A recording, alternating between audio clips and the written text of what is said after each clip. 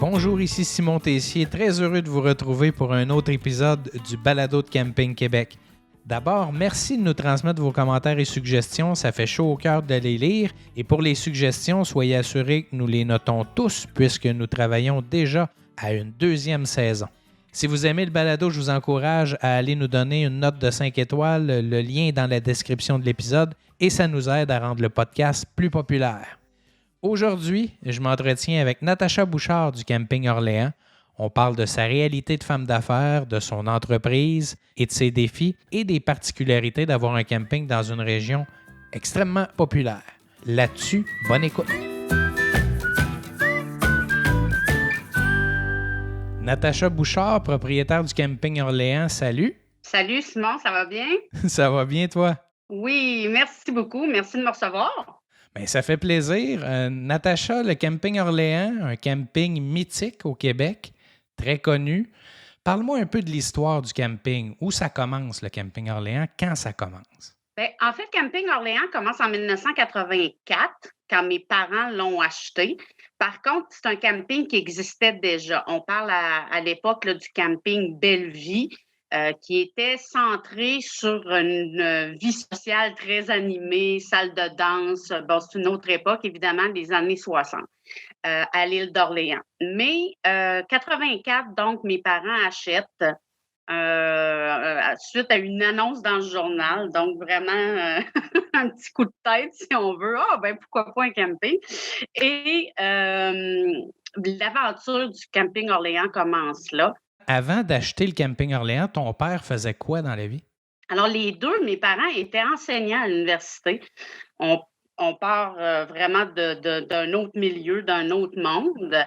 Mais les deux ont toujours été quand même, un, des amateurs de camping et deux, des bons manuels. Alors, les projets, ils aimaient ça. Ils ont toujours aimé s'occuper. Et je pense que l'intérêt est venu de là aussi, là. Il y a eu une vague d'enseignants, de professeurs qui ont acheté des terrains de camping à une certaine époque. Ton père en fait partie parce que, bon, le calendrier scolaire fait que on avait le temps d'acheter une entreprise. Le camping n'était pas ce qu'il était aujourd'hui. Là, prenait peut-être un peu moins de temps que ça en prend aujourd'hui. Toi, étant jeune, tu fais quoi au camping? Est-ce que tu travailles comme étudiante? Est-ce que ton père t'exploite sur le camping à bas salaire? Comment ça se passe? Ah, un peu des deux. J'ai été exploitée aussi. Non, sérieusement, c'est certain, quand ils ont acheté, j'avais 11 ans, là. Fait qu'on parle là, de petits travaux ici et là. Mais évidemment, tranquillement, pas vite, au fil de mes études, ça demeurait quand même ma job d'été, là. Alors, oui, j'ai été impliquée à tous les niveaux. À l'époque aussi, les services offerts sur le camping étaient différents, étaient plus variés. Je pense notamment à un casse-croûte, ce que j'ai pu maintenant, mais à l'époque, il y en avait un. Fait que j'ai travaillé là aussi.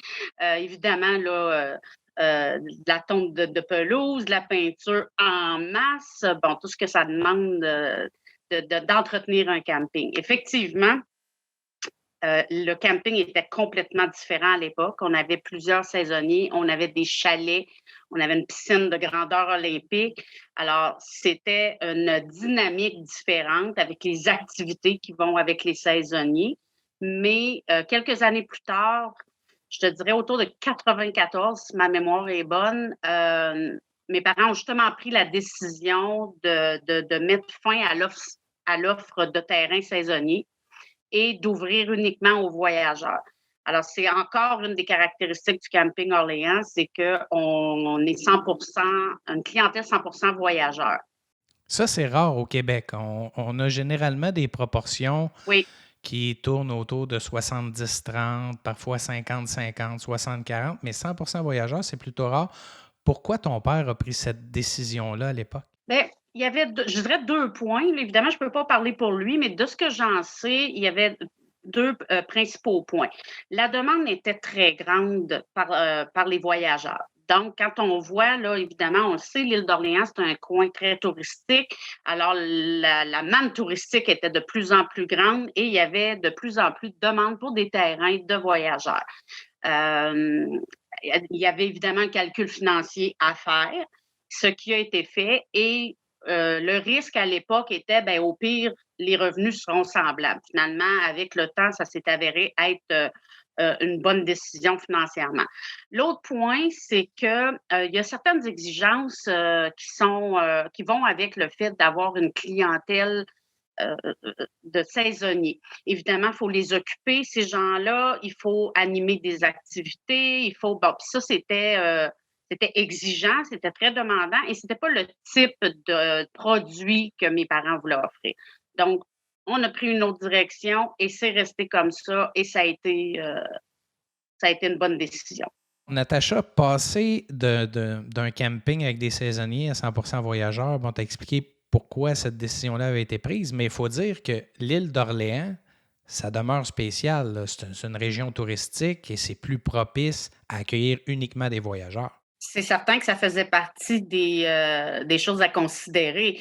Je pense pas que ça serait une bonne décision d'affaires si le camping avait été dans une région plus éloignée, par exemple. Mais on avait cette chance-là d'être ici à l'île d'Orléans, qui est, comme tu le dis, un lieu très touristique. Encore aujourd'hui, on parle de près d'1 million de visiteurs par été, là. Alors, oui, on avait, si tu veux, le contexte pour prendre cette décision-là ou pour rentabiliser cette décision-là. Donc, ces changements-là s'opèrent. Ton père, ta mère s'occupent du camping, tu y travailles. Tu n'es pas enfant unique. Le reste de la famille, le frère, il fait quoi Ouais. dans le camping? Ben, écoute, ni lui, ni lui ni moi, on était intéressés à reprendre l'entreprise familiale. Bon, mon frère, lui, a vraiment pris une direction opposée, a continué ses études, puis c'était pour lui aussi une job d'été, puis ça s'arrêtait là. Dans mon cas, je continuais aussi mes études universitaires, mais à un moment donné, disons que les objectifs de vie ont bifurqué. Moi, je me voyais pas du tout là, à la tête d'un camping. C'était vraiment comme pour faire des sous là, pendant l'été, puis j'ai étudié à l'université en rédaction.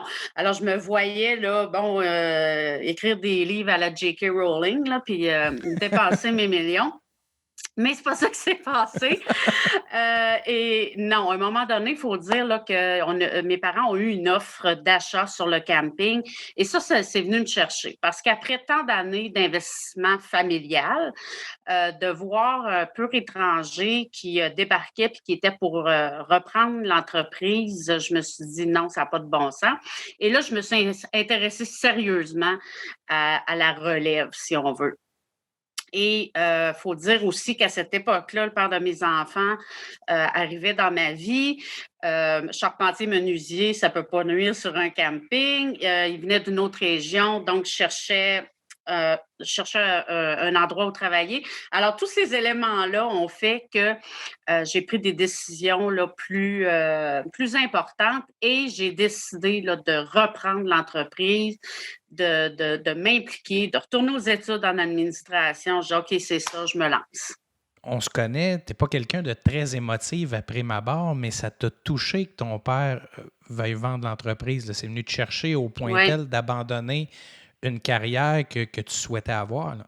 Oui, absolument. C'est un choix qui a été fait de façon très consciente, de réfléchi, mais c'est émotif une entreprise parce que justement, il y a tellement d'heures travaillées, souvent avec rien en retour, là, en termes de salaire, de choses. En tout cas, mes parents, ça a été des heures et des heures d'investissement, de bénévolat.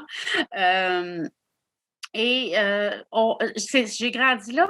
Hein? J'ai grandi là. C'est ici que j'ai passé tous mes étés, un endroit paradisiaque. Et non, effectivement, pour moi, ça pouvait pas passer à d'autres mains. Alors, oui, ça a été émotif et ça a été une bonne décision.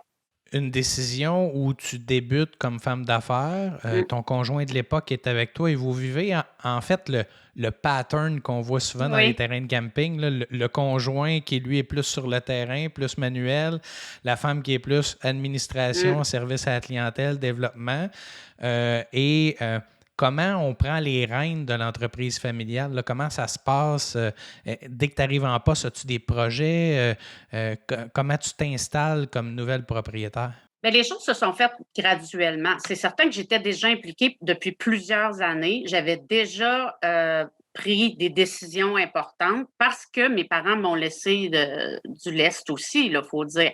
Et c'est comme ça aussi qu'on prend la relève, c'est en écoutant les conseils. En tout cas, je pense que d'une famille à l'autre, ça peut différer. Mais dans mon cas, j'ai fait confiance 100% à l'expérience de mes parents. Donc, on écoute, mais c'est certain qu'on arrive avec ses propres projets, avec sa façon de voir. On n'a pas nécessairement les mêmes priorités.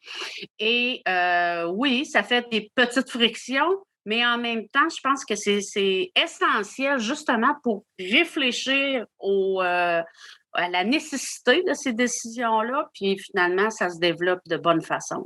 Mais il faut dire que les deux, ton père et toi, vous n'avez pas peur de débattre, là. Ça fait partie de la culture, ça fait partie de la culture familiale.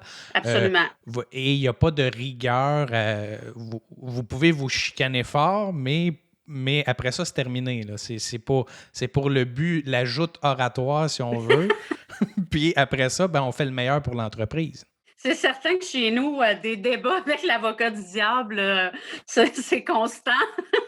Mais effectivement, je veux dire, puis des chicanes, il n'y en a pas tant que ça. Je veux dire, il peut y avoir des différends. On va débattre, on va peser les pour et les contre. Et heureusement, on va toujours arriver avec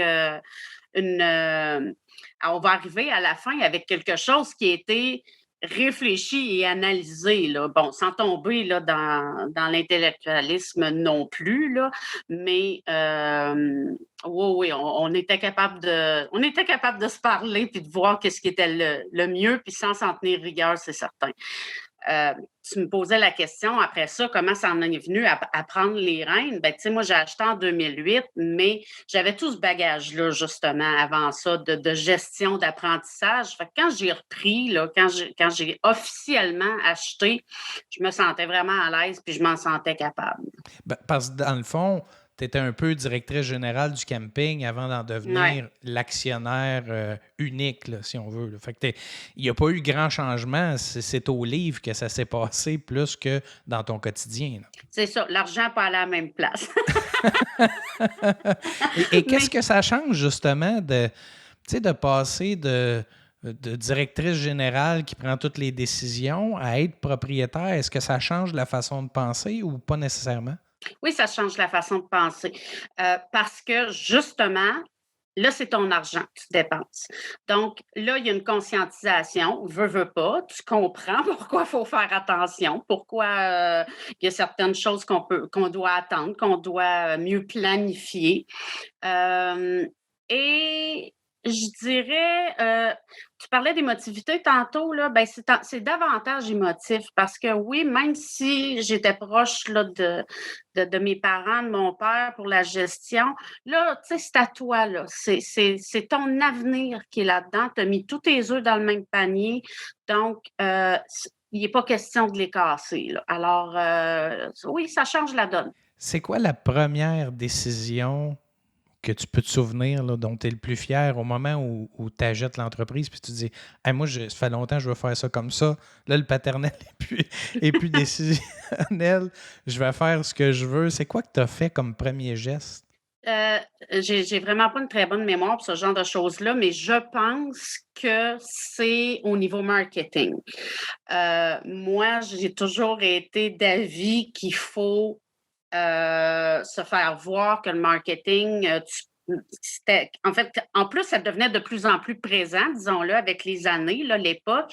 Et je pense que c'était la mise en place du site web du nouveau site web de l'entreprise qui a coûté cher, qui était justement une dépense que mon père n'aurait pas faite et que moi, je suis allée de l'avant avec quelque chose qui, à l'époque, était quand même assez actuel et avant-garde. Là. Donc, en tout cas, je pense que c'est ça. Avec le recul, là, comment tu regardes l'entreprise? Parce que bon, depuis 2008, si les gens, là, si tu avais à décrire le camping Orléans, ce qu'il est aujourd'hui, comment tu le décrirais aux campeurs du Québec? Moi, ce qui me vient, c'est camping haut de gamme, donc un camping de grande qualité. C'est évidemment, comme je disais tantôt, 100% voyageurs, fait que ça, c'est une caractéristique, là, c'est certain. Donc, tu viens pas ici pour avoir une vie animée pendant l'été, là. Tu sais, c'est pas un choix estival, là. Mais c'est un camping de destination, hein, dans le sens où l'île d'Orléans offre une variété de choses à voir et à faire. Je reviens au haut de gamme, ben c'est ça, c'est un 5 étoiles. On le sait, il n'y en a pas beaucoup au Québec. Donc, 5 étoiles, ça veut dire qu'on va rencontrer des standards élevés de qualité. On peut être assuré d'avoir des infrastructures d'une propreté exceptionnelle, top-notch, un service de qualité. On essaie vraiment de mettre l'emphase sur les petits détails. Alors, c'est ce type de produit-là que les campeurs vont rechercher et obtenir au Camping Orléans. Ils viennent chercher une expérience chez toi, mais l'île d'Orléans, bon, c'est connu. Comment à quel point c'est important de développer des liens avec les producteurs locaux? Parce que je sais que tu y portes beaucoup attention, tu connais l'île par cœur. À quel point c'est important de développer ces relations-là avec les autres acteurs de l'île? C'est primordial, honnêtement. Là, puis pas juste à l'île d'Orléans, je pense que tout le monde aurait intérêt à faire ce type de référencement-là. Mais dans mon cas, tu sais, j'ai été impliquée au niveau local pendant des années et je pense que c'est essentiel pour l'offre client et pour les petits entrepreneurs de la place. On pense on pense localement. Moi, ici, ma municipalité, Saint-François, il y a 500 habitants. Mais quand le camping est plein, le camping dépasse la population locale. Alors, évidemment, pour le dépanneur du coin, pour le restaurant du coin, pour les petites entreprises du coin, le camping, c'est une manne, là, on s'entend. Donc, il y a des liens à développer là. Et qu'est-ce que ça fait? Bien, c'est qu'eux vont développer leur offre pour ma clientèle. Évidemment, les gens qui viennent à l'île d'Orléans, là, qu'est-ce qu'ils viennent faire? Ils viennent chercher produits locaux, les bouteilles de vin, le fromage de la fromagerie locale, bon, etc. Là. Et évidemment, les cueillettes de produits de fruits et légumes, etc., produits transformés. Il faut être patient pendant le temps des fraises pour quitter ou rentrer sur l'île parce que c'est des fils incroyables. Absolument. Oui, il faut être patient, mais il y a des mesures qui ont été prises dans les dernières années pour faciliter ça. Donc, il ne faut pas arrêter de venir. Mais ça vaut le détour. Ça vaut le Oui, c'est détour. ça. Qu'est-ce que tu vois pour les années futures pour le camping? On est en pleine encore, on est en pandémie. D'abord, la pandémie, l'an dernier, en 2020, comment tu as vécu cette année pour le moins particulière? Écoute, le bonheur ou le malheur des uns fait le bonheur des autres. Chez nous, on doit l'avouer, là, ça a été une excellente année. Ça a été une année record. Et je pense qu'on peut comprendre pourquoi. C'est que le camping offrait en temps de pandémie une activité possible à l'extérieur, en bulle familiale, permettant d'oublier ce qu'on vivait. Qui était évidemment là, très difficile et qui l'est encore pour tout le monde. Donc, pour nous, là, ça a été vraiment ça a été favorable. Les gens, on le sait, ont acheté des équipements. Il y a une pénurie présentement là, d'équipements de camping. Alors, ça a été ça, c'est qu'on a vu là, tout à coup là, les réservations monter en flèche. On pensait qu'on était déjà plein, bien là, on était vraiment plein et on ne peut pas s'en plaindre. Par contre, ça a été une gestion totalement différente. Là. Ma piscine était fermée, les les bâtiments publics étaient fermés, à part les toilettes et douches, mais on s'entend que la salle communautaire, bon, donc l'offre de produits a été différente et ça va être encore le cas cette année. Alors, tu parles de comment, tu sais, comment voir ce qui s'en vient. Bien, je pense qu'on ne peut pas nier que c'est quelque chose qui va probablement rester. Pas la pandémie, j'espère, mais peut-être qu'on va avoir d'autres types de virus ou peu importe, là. Mais je pense qu'il faut penser autrement. Il faut penser justement à adapter le produit. Mais on se dirige vers des assouplissements, là, fait qu'il y a toute Oui, raison de croire que, bon, que même les bâtiments communautaires pourraient être accessibles cet été, même chose pour la piscine. Alors, tu sais, il y a quand même une lumière au bout du ah tunnel qu'on ne oui, voyait pas nécessairement l'an passé, là. absolument. Puis bon, moi, je te parlais de 2020, mais ma piscine va être ouverte cette année. On va avoir une gestion différente. En fait, c'est ça, c'est une question d'adaptation à court terme. On le sait, là, ça veut dire mettre à la disposition des clients le nécessaire pour se désinfecter les mains, bon, etc. Acheter les composants nécessaires et rendre ça facile à la clientèle. Si c'est pas facile, les clients le feront peut-être pas nécessairement d'eux-mêmes. Alors, il faut faciliter les choses aux clients. Puis moi, je pense que cette année, on va être capable d'offrir vraiment un produit de belle qualité à nos campeurs. Là. On va être pas loin d'un camping normal. Là. Les campeurs avaient tellement hâte de sortir parce qu'à pareille date, l'an dernier, on était fermés, on ne Oui. savait pas si on était pour ouvrir. Les campeurs étaient tellement reconnaissants qu'ils se satisfaisaient Mhm. de peu. Ils retournaient à l'essentiel du camping. Penses-tu que les exigences vont être différentes plus on va avancer dans le temps? Ça va être à voir. Ça va dépendre des assouplissements, ça va dépendre des règles sanitaires. Je pense que les campeurs, en général, sont très compréhensifs. Euh, Ils préfèrent camper avec des règles que pas pantoute. Fait que, Ça, c'est ça. hein, on s'entend. Puis nous aussi, là, on préfère ouvrir avec des règles que pas du tout.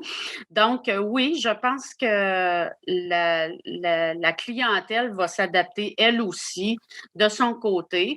Peut-être avec quelques petits rappels, là, parfois, tu sais, il faut surveiller les rassemblements. On veut vraiment pas empirer les choses. On veut pas, surtout pas d'éclosion dans un terrain de camping. Mais avec la collaboration de tous, l'implication et du gestionnaire et de la clientèle, je suis convaincue qu'on va pouvoir offrir quelque chose de le fun cette année. J'en doute pas. Euh, on a parlé un peu plus tôt, tu sais, du pattern de notre industrie où on a souvent des couples. Oui. Tu as vécu ça pendant un bout de temps avec ton conjoint qui était plus sur le terrain. On voit pas souvent une femme seule diriger un terrain de camping. On en voit moins. Mhm. Les aléas de la vie ont fait qu'à un certain moment de ta vie, ben, tu t'es retrouvé seul avec les enfants Mhm. et une entreprise à gérer. Euh, Comment on vit ça? Parce que je sais que tu es une femme d'affaires resplendissante, tu es une femme forte, mais comment on réussit à jumeler tout ça, les enfants, la vie personnelle, la vie du camping? Comment tu as réussi à faire ça? Ben, en fait, c'est drôle parce que moi, je carbure au défi. Tu le sais, tu me connais, j'aime bien quand j'ai un défi à relever et c'est devenu un défi. C'est sûr que sur le coup, c'est paniquant. On se dit, oh mon Dieu, qu'est-ce que je vais faire? Comment je vais gérer ça? Mais je pense que la solution à tout dans ces situations-là, c'est de bien s'entourer. Hein? Donc, j'avais encore ma famille qui était là pour me supporter, pour m'aider. Puis je me rappelle d'une fois, une cliente qui est arrivée, qui était venue me voir à l'accueil, puis qui avait appris ça, puis qui me dit: «Mais qu'est-ce que tu vas faire?» Puis là, pour elle, c'était comme insurmontable. Et ça m'avait comme réveillé. Le défi est probablement né là. Dire, ben, je vais te le montrer comment on fait. Tu sais, c'est faisable, là, voyons donc. Et finalement, c'est ça. Bien s'entourer, aller trouver du personnel compétent. Ça, c'est un défi, évidemment, qui revient constamment. Mais là, je suis chanceuse. J'ai un bon gérant, j'ai une bonne équipe et ça facilite grandement. Donc, toute la partie terrain, maintenant, je la supervise, mais c'est pas moi, évidemment, qui est là 24/7, là. Bonne équipe aussi à l'accueil. Donc, il me reste l'administration, il me reste la gestion, ce que je suis habituée de faire. Et ça roule numéro un, là, franchement, depuis plusieurs années. Tu as parlé de la main-d'œuvre. C'est pas évident de façon générale au Mm. Québec, encore moins dans l'industrie touristique. Mais là, quand tu rajoutes le fait d'être sur une île qui n'a pas énormément de population, c'est un tout autre défi, là. C'est un grand défi, Simon.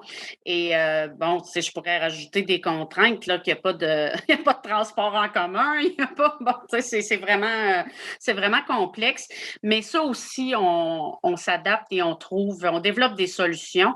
Dans mon cas, là, vraiment, dans les dernières années, ce qui a été salvateur, là, c'est d'offrir l'hébergement. Donc, à partir du moment où les employés peuvent venir demeurer sur place, on leur offre des roulottes, évidemment des conditions qui vont avec ça, là. Les conditions de travail avantageuses du fait d'être dans un secteur éloigné. Et ça a permis justement de me trouver des gens compétents qui sont bien et qui veulent rester. Qu'est-ce qui rend plus fière Natacha Bouchard dans son camping, dans son quotidien? C'est quoi qui te rend le plus heureuse? Et on a-tu toute la journée? Non, sérieusement, il y aurait plusieurs facettes à cette question-là parce que je suis vraiment fière de mon produit. Je suis vraiment très fière du camping Orléans, de ce qu'on offre. Il est beau, c'est un beau spot, c'est de la qualité, j'aime ça.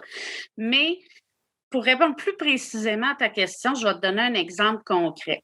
C'est moi qui s'occupe personnellement des médias sociaux de mon entreprise.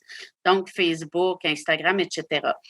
Et encore tout récemment, je faisais une publication et quand je vois les commentaires qui apparaissent, c'est que là, on a assez hâte d'aller chez vous. C'est le plus beau camping. On campe partout pendant l'été, mais on attend avec impatience notre week-end ou notre séjour chez vous. Ça fait 15 ans qu'on va chez vous. Madame Bouchard, allez-vous être là cet été? On a assez hâte de vous revoir.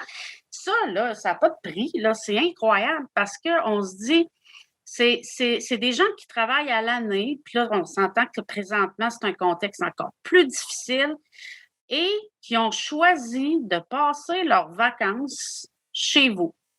Ils investissent leur argent de poche qu'ils ont durement gagné chez vous. C'est ton camping qu'ils ont choisi, c'est lui qui aime. C'est pas rien. Je trouve ça extraordinaire. Moi, ça vient me remplir de bonheur, honnêtement, là. Et ça me permet de recharger les batteries et de continuer. Ça recharge les batteries. Tu as parlé que tu t'occupais des réseaux sociaux toi-même. Il y a quand même un pendant négatif à ça, c'est que ça vient pas juste avec des compliments puis des likes. Ça vient aussi des fois avec des commentaires plus ou moins gentils. Ça vient parfois avec des critiques qui sont vraies. Comment on manage avec ça? Comment on ressent ça puis comment on agit face à ça? Écoute, c'est drôle parce qu'on est présentement dans un contexte où c'est très présent justement là, dans les médias, comment ça peut user la gratuité des commentaires négatifs sur les réseaux sociaux. C'est certain qu'il faut se construire une carapace et il faut être capable de départager le vrai du faux. Hein? Tous les propriétaires de camping, ils savent c'est quoi les défauts de leur entreprise. Qu'est-ce qui est vrai? Bon, chez nous, là, je ne ferai pas semblant d'avoir des terrains qui ont 4000 pieds carrés. Les emplacements de camping, ben, ils sont plus petits au camping Orléans. Puis je te vois sourire, tu le sais aussi. Écoute, c'est une particularité. Oui, c'est un peu... je te taquine avec ça régulièrement. Mais je le sais. Mais donc, on en est conscient et ce type de commentaire-là ne vient pas nous chercher parce qu'il est vrai, il est réaliste. Ceci dit, quand c'est des commentaires, puis je dois vraiment préciser, j'ouvre une parenthèse, ils ne sont pas fréquents, les commentaires négatifs. Mais il y en a qui sont beaucoup plus incisifs, qui vont venir nous chercher, qui vont venir nous faire mal. Et il faut se rappeler que ce n'est pas la personne, c'est pas nous personnellement qui est visée. Et que probablement la personne, c'est le seul moyen qu'elle a de montrer son mécontentement. Et si c'est ça, ben, il faut en prendre considération. Ceci dit, il y a des commentaires gratuits qu'il faut laisser passer parce que sinon, On va perdre du temps et de l'énergie. Exactement. Est-ce qu'il n'y a pas un moyen aussi qu'on se trouve avec les années parce que la grosseur des terrains, on la connaît. Alors, à ce moment-là, de gérer la prévisibilité de ça et que le client sache ce qu'il va avoir en arrivant, est-ce que ça élimine pas aussi une grosse partie de mauvais commentaires à venir plus tard? Absolument. Ça a toujours fait partie de ma façon de voir les choses et de ma gestion, notamment dans les dernières années où j'ai pris la décision, par exemple, que les réservations se faisaient exclusivement en ligne. OK? Alors maintenant, chaque terrain est détaillé avec le plus possible d'informations sur le site qui est réservé. Le client a les dimensions et évidemment d'autres informations. Il y a une photo, il sait est-ce qu'il y a du gravier au sol. Bref, il sait dans quoi il s'embarque, il sait ce qu'il réserve et rendu sur place, il n'y a pas de déception parce que les attentes, c'est exactement ce qu'il rencontrait. Qu'est-ce qui attend Natacha Bouchard dans les prochaines années? Puis est-ce qu'il y a des projets pour le Camping Orléans? As-tu des choses sur la table? As-tu des nouvelles pour tes campeurs? Est-ce qu'il y a quelque chose de particulier qui s'en vient? Écoute, j'aimerais savoir une annonce extraordinaire, mais à court terme, je n'ai pas de projet d'envergure. Je te dirais que, évidemment, on reste à l'affût. J'ai toujours été à l'affût de l'industrie et ça demeure. Donc, j'essaie de voir qu'est-ce qui s'en vient, qu'est-ce qui s'offre. Je tiens en compte beaucoup le réchauffement climatique. Je sais que dans les prochaines années, ça va être de plus en plus marqué. Alors, j'essaie de voir qu'est-ce que ça veut dire pour nos clients, comment on va gérer ça. Et je pense justement à des produits ou des services plutôt qui vont en lien avec ça. Alors, je te donne un exemple, des jeux d'eau. Moi, j'ai déjà une piscine, mais ajouter les jeux d'eau, je pense que ça pourrait être un grand avantage ici au Camping Orléans parce qu'on a peu d'espace. C'est quelque chose qui, justement, n'en demande pas trop.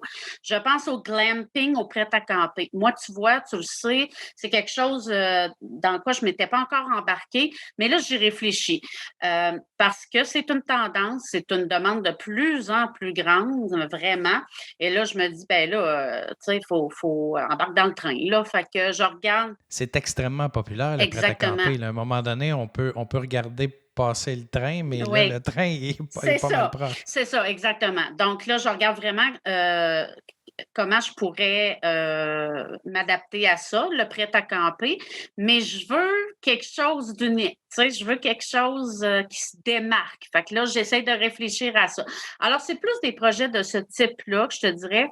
Et évidemment, moi, mon défi constant, c'est de maintenir ce que j'ai déjà, c'est maintenir le niveau de qualité, s'assurer que ça ne décrépit pas, qu'on ne descend pas dans la classification, évidemment. Donc, il y a toujours des travaux, des investissements à faire. Mais chaque investissement que tu vas faire dans les prochaines années, le côté éco-responsable, développement durable va être omniprésent dans chacune de tes décisions, si je comprends bien. Ça, c'est certain, parce que je pense qu'on va... C'est inévitable, là. Je veux dire, le camping, là, on est à l'extérieur, là. C'est de l'hébergement plein air. Alors, on est déjà tributaire de la température, on le sait. Et la température, elle va changer. Les conditions vont changer. Alors, ça veut dire quoi? Peut-être des étés plus chauds. Ça veut dire des étés plus venteux. Je parle de l'île d'Orléans. Alors, il faut penser à ça. Il faut entretenir en fonction de ça. Alors oui, je réfléchis à tout ça et les actions vont être posées en fonction de ça, c'est certain. On veut faire attention à notre environnement. Il le faut. Oui. Natacha Bouchard, merci beaucoup de t'être ouverte comme ça avec beaucoup de transparence, de candeur, de franchise, puis de nous avoir parlé de toi surtout, mais aussi de ton entreprise. Merci de ton échange aujourd'hui. Le plaisir a été pour moi, Simon, quand tu veux. Merci Natacha. Bye-bye. Bye-bye.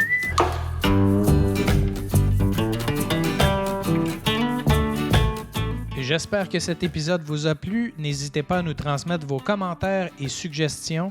Je vous invite également à nous laisser une belle note de 5 étoiles sur Apple Podcast. Le lien est dans la description de l'épisode. Au plaisir de vous retrouver dans un prochain épisode. Camping Québec le balado, une réalisation de Charles Thompson, le Duc.